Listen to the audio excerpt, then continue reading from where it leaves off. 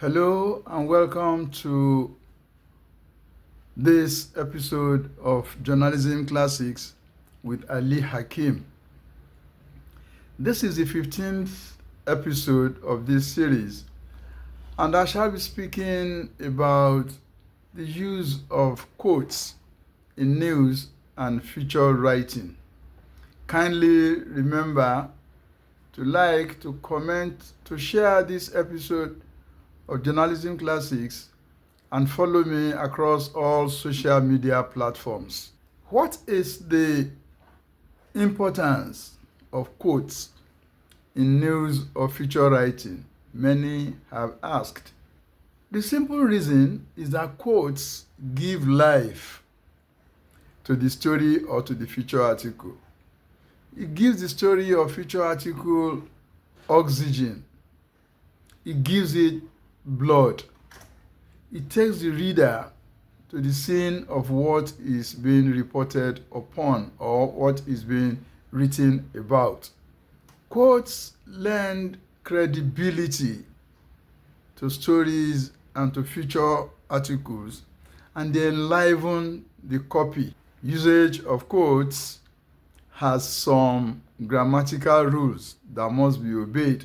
However, if what you are quoting is a full sentence, the punctuation mark, that is the comma or the full stop, must come inside the closing quotation mark in that sentence. For incomplete sentences,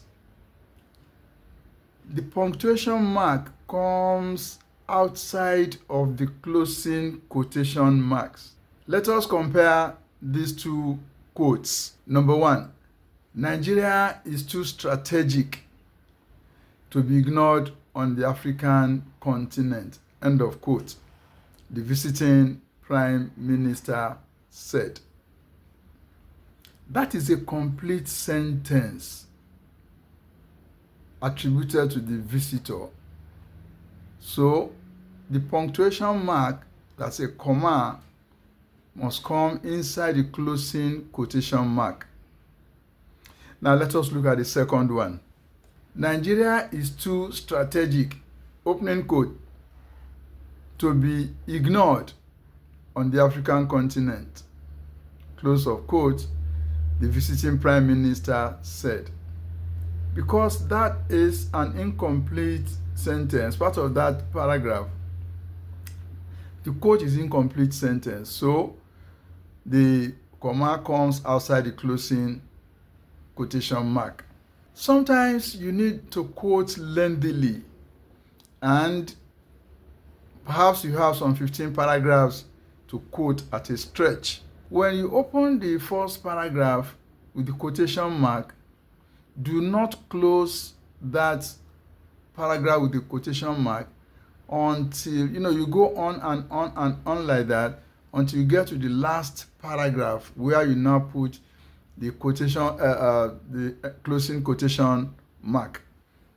It is not advisable, however, to have such lengthy quotes, at a stretch, so as not to bore the reader. Because you do not want to bore the reader, what you should do is to break these 15 paragraphs into batches of, say, 5 paragraphs each, and for each of those batches, you open with a reported speech. A broadcast journalist may not have the leisure or space or time to quote extensively, so he or she must choose the most important of the quotes, to use. When quoting a speaker or a statement, ensure to reproduce what was said accurately. If you must abridge the quote, be very careful so as not to lose the meaning or the context in which the speaker or the newsmaker spoke. If there are grammatical errors or lingos or slangs in what the newsmaker has said, the reporter or the editor could, work on that to correct the mistakes, or even when there is a slip of tongue, the reporter or editor can correct the mistakes, but ensure that he or she does not change the meaning or the context in which the newsmaker spoke. I need to emphasize that good quotes must be treasured. They have the pungency of personal experience. When using quotes, use crisp, catchy quotes that keep your reader interested in the copy from the beginning to the end. Let us look at these two quoted sentences. Number 1, the fire ruined many businesses in 6 hours, he said. The second quote says, many businesses were ruined in the inferno, which lasted more than 6 hours, he said.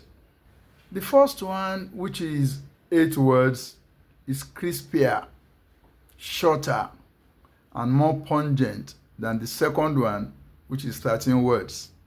Remember also that quotes should support the preceding paragraph of the copy. They must capture the essence of the submissions made by the speaker or by the newsmaker. Remember also that quotes are meant to take your reader or listener to the scene of the issue or the incident that is being reported upon or that is being written about in the case of a feature article. Kindly remember to like, to comment, and share this and other episodes of Journalism Classics. God willing, I shall be here again next Sunday. Thank you for watching, and bye for now.